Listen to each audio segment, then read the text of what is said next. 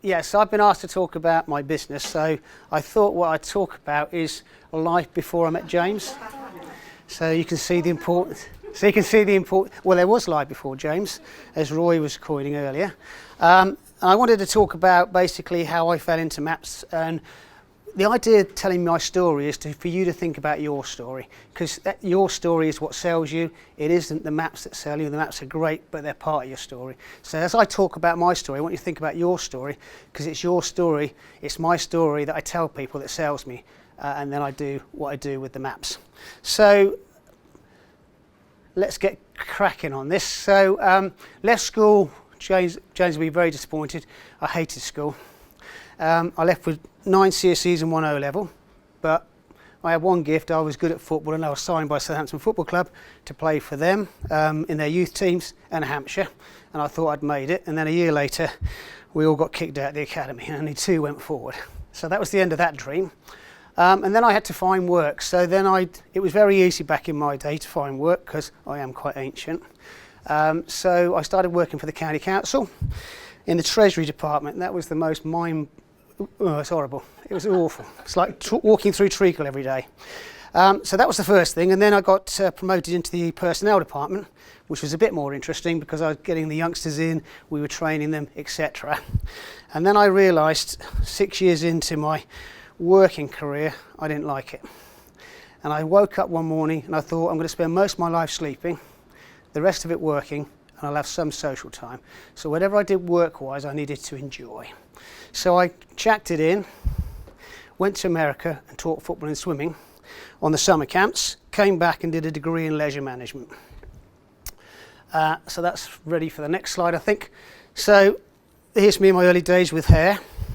So if you start to think about that, so I started to follow my passion to help people, and that's me in America in the Blue Ridge Mountains teaching football.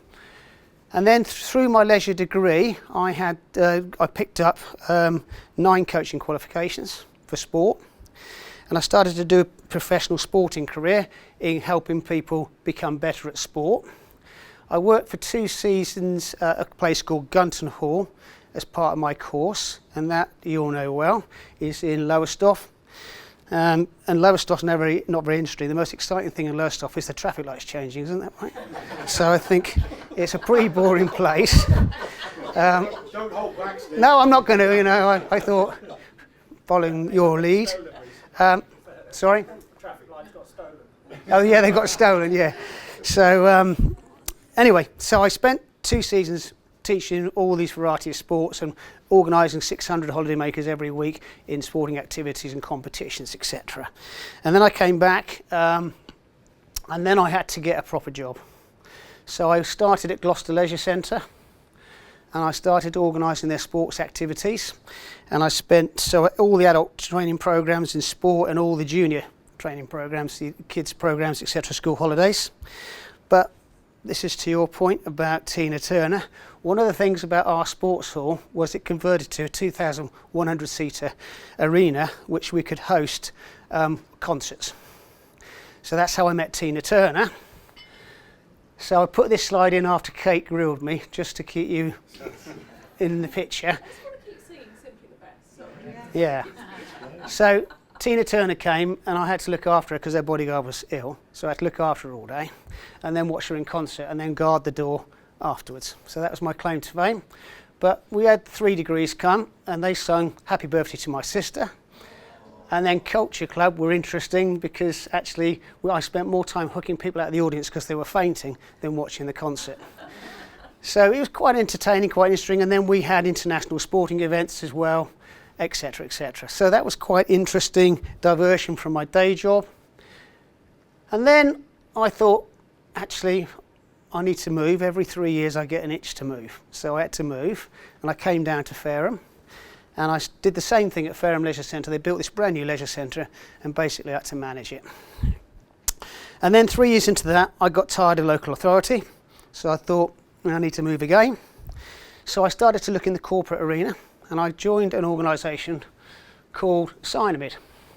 Now Cynamid in Gosport were the biggest employers, probably 2,000 to 3,000 people, biggest employer by a country mile. And during that time I was with them, we had a corporate gym which they'd built for their people, but they were under threat of a takeover from American Homes Place. And at the time I was doing a diploma in management studies, and one of the things I wanted to do was keep my job. So I dedicated this 10,000 word dissertation to proving that corporate health facilities benefit fully anybody who does it. And I studied sickness levels 2 years prior to them opening the gym and 2 years after, and demonstrated that we were saving roughly 2 days per employee every year, which extrapolated through. At the time it was £500 or £600 in lost productivity sickness cover. So I demonstrated we could build the facility 3 times over if all the people who were in the club were getting that benefit. Unbeknown to me, this got published and I started winning awards for it, especially in the leisure industry, because they've been trying to validate corporate health for a long time. So this is the study we did, and then that led to Sports Industry magazine promoting it, Body Life promoting it, and I had to go up to the CBI and give a talk at the CBI around actually corporate health facilities value to business. So you can see where the thread's coming now with motivation. Actually, I was already doing this sort of stuff and looking at what drives people and how you can benefit. So I spoke at the CBI, and I remember actually that was one of my first presentations. I was a sports coach, but when you have a rostrum and they turn the lights off and you can't see anybody, talking to a room with people you can't see, bloody hard work, isn't it? So I really struggled, to be honest with you. But anyway, I got through it. Anyway, so that led on to, again, the Sports Industry magazine, but then suddenly we were getting picked up mainstream, so PPA Health then gave us an award for what we'd done, and it started to take on a life of its own, to the point where I had to go up to the Leisure Industry Week and present it to 8,000 people from the front of the room, what I was doing. And then at the gala dinner, they gave me this award. Now, the award is great, but what the award led to was even better. So then I got presented that, but the chap who presented it me was a guy called Sean Phillips, the Operations Director for Fitness First PLC. Now, Fitness First PLC at the time had about 4 or 5 clubs, 6 clubs, weren't very well known. And he said, look, tell me why you've won this award. So I sat down and explained it. He said, what are you doing tomorrow? I said, I'm going back to, he said, come down and see me, I've got a job for you. And that was down in Bournemouth, at you'll know the Queen's Park, down at the Queen's Park. So he said, I want you to take over Fareham. It's a bit of a mess. We've cocked it up. The manager's left and all the staff are going to leave. I thought, well, that's a great job, isn't it? That's a really good, thanks, mate. So anyway, I had to go in and sort out the crap, and then 3 months later, got it sorted. And then I was on the road opening clubs for Fitness First, all over the country and then all over the world. So we had a 6 or 7 year journey where we went from probably being unknown to the largest in the world. So I experienced fast growth in all its nightmares and all its glories. And I left when I became that demotivated employee, because when the city got hold of it, it completely changed. Overnight, it just changed. It was all about reporting. My salespeople reporting every 15 minutes so they couldn't do their jobs. It just didn't make any sense to me. I was getting to lunchtime and I was exhausted. So I quit, and I spent a bit of time dabbling with coaching. And then I met Roy and his team at Sherlaw's. And I joined Sherlaw's, which were an Australian outfit that come to the UK, and they specialised in fast growth. And I looked at all their tools, methodologies and techniques, and it mapped perfectly my Fitness First journey. So I thought, I've got the toolkit and I've got the experience. So I started working with clients with Sherlaw's, and it was really good. Their tools were great, weren't they, Roy? Yep. They didn't have much depth in them, but they were good. But I got to the point where I noticed there's something not quite right. And the bit that wasn't quite right for me was actually you can have all these tools and techniques, but if you can't keep your talent, you can't attract talent, and you can't manage talent, and you can't get the leadership right, you're not going to grow a company, because if you can't attract and keep people, you're stuffed. And that's about the time, I think, that we met. So this is the enlightening moment for me, where my life changed. And I met James. Now, James and I were both at Business Link at the time, and we used to go to this 4 to 6 o'clock club where we'd eat all the sandwiches and then pretend we're doing business. Is that right? Yeah, quite nice. They were good sandwiches. Anyway, we got talking, and one of my colleagues Did a bit of work with you, Mike. You know Mike. And then we came to this kind of thing that you had, this motivational tool. So I started to look at that and it started to click in for me. And if I go to the next slide. So I'd done training, I'd done what everybody does when they go into personal development. I've trained with Richard Bandler, spent a weekend with him with 20 people where he completely destroys you and rebuilds you. That was fun. And then I was working with Paul McKenna, the hypnotist. And then I was the keynote presenter for the coaching academy at the time and another coaching body. But it all changed when I saw MAPS, because MAPS made sense of all of this. It made sense of coaching, it made sense of NLP, and it made sense of language patterns, etc. So it was perfect for me. It deepened my insight and gave me something I could take to the market. So what happened next was I worked with Business Link, because actually what happened with Business Link, I worked with their leadership team before Business Link collapsed and closed. I wasn't the reason they collapsed, by the way, just so you know. They were folding anyway, but they had a bunch of consultants, and I worked with the consultants to help them find their next jobs. And one of the people in that leadership team, the leader, went to work for the Royal Mail. So I started working with the Royal Mail. The Royal Mail, she then worked for the Royal Mail. Then she got invited onto the task force team, the government task force team looking at employee engagement about 2010. So I was then drafted in because of the motivational maps, really, onto the task force team, and I spent 3 years with the task force team co-chairing it, and that led to lots of opportunities. It also led to me building a course around culture and engagement so I could take it to organisations. So the next thing that happened, and this is all due to MAPS, was actually I was on that task force team. It was co-chaired by David McLeod and Nita Clark originally, then by myself. And then it started to get me some national influence on what I was doing. Then some of the people I was working with were working for Grant Thornton. Grant Thornton then got the Growth Accelerator program. Those of you remember the Growth Accelerator program. So I then got invited up to Euston to present to Grant Thornton, to present some stuff for them. I won the ability because I presented MAPS, nothing else. MAPS was the reason it got in. And that led to me actually shooting fish in a barrel, for want of a better word. I had to go up to London. I was paid to go up to London to run 2 sessions, one in the morning on More for Less, which is systemisation of your business, and in the afternoon, high growth teams. Now, the high growth teams was interesting because I could use MAPS in there, and every one of those people in the room had matched funding to spend with me. So not only was I getting paid, but I was also getting positioned to be paid even more. So that was great. And then that took on a life of its own. So then Oxford Innovation then said, look, if you're doing it for Grant Thornton, come and do it for us. So I was doing it for them. So this is the point I'm making here. It's all about the MAPS. The MAPS were the thing that defined me, got me the position in here. So I spent 3 years, well, it was supposed to be 3 years. It was a year and a half, and then it was cut, the funding. But great year and a half just working. But during that time, if I can get the thread right here. During that time here, I built a course.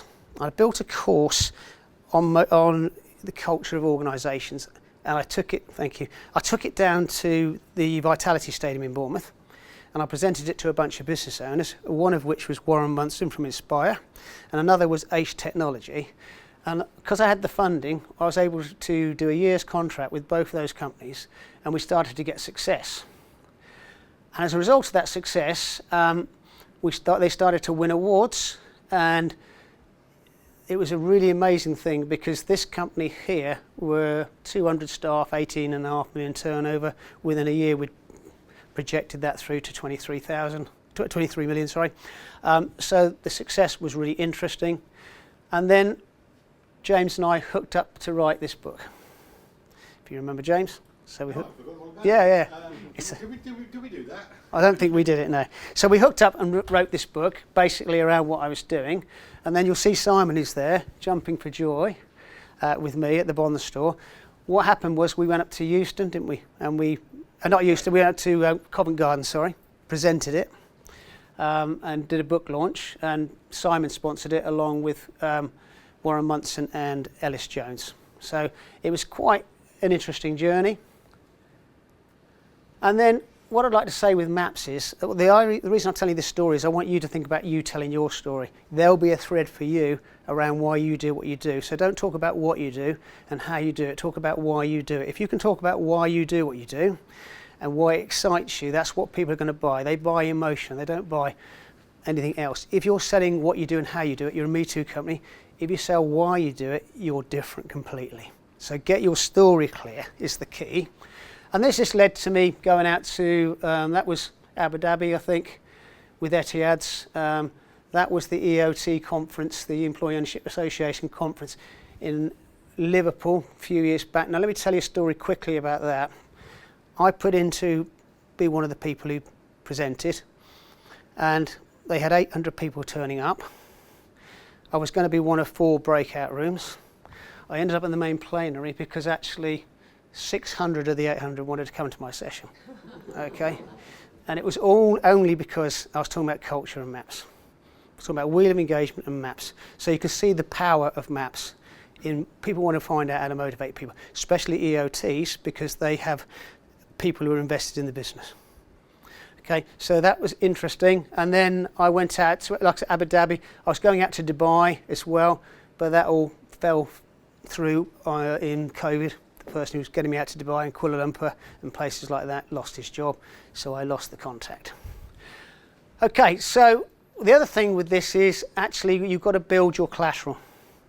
You've got to build things that you can leave with clients. I've got a few books, as you can see, but some of this other stuff you've got to build some collateral that you can take with people, and you can leave it with people because they're going to remember that. It's going to sit on their desk. They're going to look at it, and that's going to remind them of you. That's going to keep you engaged. So it's just building that collateral. And I'm going to talk about what's next for me now. So I'm going to reposition my business. I can't tell you what it is now, but I'm going to reposition my business because I see the next wave coming of what's going to happen, and I want to be ahead of the curve. But for me, this year, I won a bid for Solar Leadership Network. So I'm going to work with 20 fast businesses, 20 EOTs and 20 charities paid for by the Solent partners. So that's the first thing. The second thing I'm going to do is I was approached at the beginning of the year by a major bank to run networking for them. I was approached by a leading accountancy firm, top 6, to run networking for them. And I was approached by a university to look after their alumni, which is 400 businesses. So I thought, well, it's no point me trying to do all of those things. What I'll do, I'll get them all in a room. So I got them all in a room and said, let's do this together. So we're now going to build something that taps into the bank's clients, taps into the accountants' clients, and taps into the university's clients. And I'm going to build it on a subscription model. So that's what I'm going to do next. And what's the first thing do you think they're going to do? Is maps. Yeah, that's the first thing they're going to do. So that's what I'm doing, and then I'm going to expand my motivational offering and change it. I'm going to change it right now. So those are the kinds of things that I'm involved with now. But what I really wanted to get to, and this is more important than my story, is what I've learned along the way. So I've got 10 minutes left, great. So I've learned that you've got to stay focused. You can't, there's lots of shiny things. Don't get distracted by shiny. Know your story, know what you're good at, know your lane, stay in it. Second thing is total belief. There'll people who tell you can't do it. There'll people who will challenge you. Stick to your guns. Third thing is stay in context. Understand, actually, there's lots of stuff that comes and interferes. What are you trying to achieve? What are you trying to move towards? Learn to wrap the maps around. You can sell the maps, but if you wrap them around other things, you can embed them as the jewel in the crown. And then getting your positioning clear. And I want to spend the last bit of what I've got talking about positioning with you. So I wrote this book with Sherlaws, and Roy and I were chatting earlier, and I said I got really stitched up by Darren Sherlaw because he used to run conferences, and then he said to me, can you talk about generating revenue? Well, I said, yeah, sure. Can you give me the information? He said, oh no, you'll have to design it yourself. And he's supposed to be teaching me, isn't he, Roy? So he stitched me up. But anyway, I came up with this model for generating revenue. And this is what I run my business through all day long. So the first thing is you have to have a clear purpose. So clear purpose is your story, why you exist, why you do what you do, and the vision. The second thing is you have to be relevant. Right now, you can get the best people in the world talking about training and subjects, specialist subjects, free of charge on YouTube. So why would they use you? You've got to think about why you and stay relevant. The third thing is you've got to outclass the crowd. So you've got to get your positioning clear in the marketplace. So what I mean by that is actually you can have the best purpose, you can be relevant, but you've got to understand who are your target market. Next, even though you've got your target market clear in your mind, you've still got to find clients. So what's your process for finding clients? You can see my process. I talk about it in the book. It's supermarkets. I don't get clients myself. I do talks for other people who put people in the room, and I just go and do an energy raiser, and as a result of that, I tend to get business. Or not, depending on how they like me. So the inspire bit is actually you found the client, now you're in front of the client. How do you make sure you close the deal? How do you inspire them to buy from you? And if you've done all of that well, your challenge will be capacity, time. How are you going to get your time sorted? How are you going to do what you need to do and deliver that fantastic service, because that's the next thing. Managing your time, service. Now, if your positioning's wrong, outclass the crowd, then you'll have all the time in the world, or you'll be having tea with people who will never buy your service. If you get this right, your challenge is going to be here. Okay, so just do a tick cross neutral for your business. Where are you strong? Where are you weak? Where do you need to put your focus? Because if you get this right, people will buy from you again, and people will talk about you. And that's the simple model in the book. Okay, very simple, very easy. So what I thought I'd do is I'd start with looking. How long have I got? 5 minutes? 7 minutes. 7 minutes. Okay. So let's imagine this. It's not the Wi-Fi code, it's a silver tray. Imagine that's a silver tray. If I sold that in a car boot sale, what would it be worth? What would you pay for it in a car boot sale? Sorry? £5. Sold. £2. Have you been outbid? If it was in Pride of Place in Bournemouth High Street or somewhere like that, what would you pay for it in a jeweller's? 25. Okay. If it was in Harrods, Pride of Place, what would you pay for it? 100 at least. So it's got nothing to do with this, it's got to do with the perception of it. So this is how you have to think about your business. How are you going to position your business so people perceive it in a certain way so you can get the business you want? So I call it the silver tray approach. So it's not the reality of the product at all, it's the perception around it. So if I take that a bit further, this happens in coaching, right? We get a great product, we're brilliant, we spend hundreds of thousands of pounds learning how to do it, and then we give it away for nothing, okay? Or someone undercuts us. So we don't want to get into the price war. We're in an era of simplicity. People want to know quickly what you do. They haven't got time to think. So I think I'll leave this one. I'll come back to you if I've got time. I'll just quickly show. So you've got British Airways and EasyJet. They do exactly the same thing. They get people from A to B. But British Airways look at high-end product, high-end market, high-end pricing, and should be high-end service. EasyJet, I say should. EasyJet, basic, second-hand planes, second-hand airports. Yeah, cheapest chips, market, anybody who'll fly with us, low cost and no service, bucket seat from A to B. Okay, so both do the same thing, do it different ways. Fitness First, we cornered the market because we had a strong product. We made sure it was as good as David Lloyd and Holmes Place at the time. We wanted to go for affordable, but we cornered the whole market because actually everybody gravitated down. I'll talk about that in a second. And then we went for an affordable price and a strong service.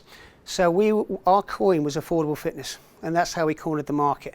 Everybody who was a David Lloyd member at the time or a Holmes Place member were paying £60, £70 a month. They looked at our offering at 30 and thought they were getting the same, so they gravitated down. Everybody was paying £3 at the time for a leisure centre offering where the lockers didn't work and the showers were broken. Gravitated because they could afford £30. So that's why we cornered the market, purely on affordability. So the same thing applies for you. Work out where you position your business, what you want, and how you're going to do it. Now, one of the ways to do this is to look at this model here. So I could walk in to sell my services, and I could say, right, I'm professional, I deliver on time, I'm qualified, I'm personable, and I'll do a damn good job. And if I get all that across in a sales meeting, what do you think will happen? Do you think I'll get the business? What do you reckon? No, because as they walk out, they'll be saying, we're seeing 6 other coaches today. Will they all say the same? Yeah. So I've not positioned myself at all. That's just the me too stuff. Everybody can do that. So what makes you different? So here's a quick example. Here's a printer I was working with. So I got him to list all the things that he thought people bought him for. And these were the things that everybody would expect to buy. What he was offering that was different was on time, relationship stability and consistency. So you've got to work out what sits above the line, not below it, in order to work out what your offering is and why you're different. And if you could major on that with your story, that's how you'll get the business. Does that make sense? So finally, if you're unsure of this, just start asking the people you work with, your colleagues, look at your competitors, highlight their USPs, talk to clients. You'll be surprised what clients tell you about why you're good, and it won't be what you think. So get them to tell you could have bought anybody, why did you buy me? And you'll find some real truths, and those truths are your positioning. That's what makes you extra. Okay? So I think I've got through almost to the end. I've got this slide coming up in a second. So that's me, thank you. Newsletters and LinkedIn there. But I wanted to say thank you to James and Linda. And then we've got this little slide I made. It's just me. You have to humour me. So just down the bottom there, Kate.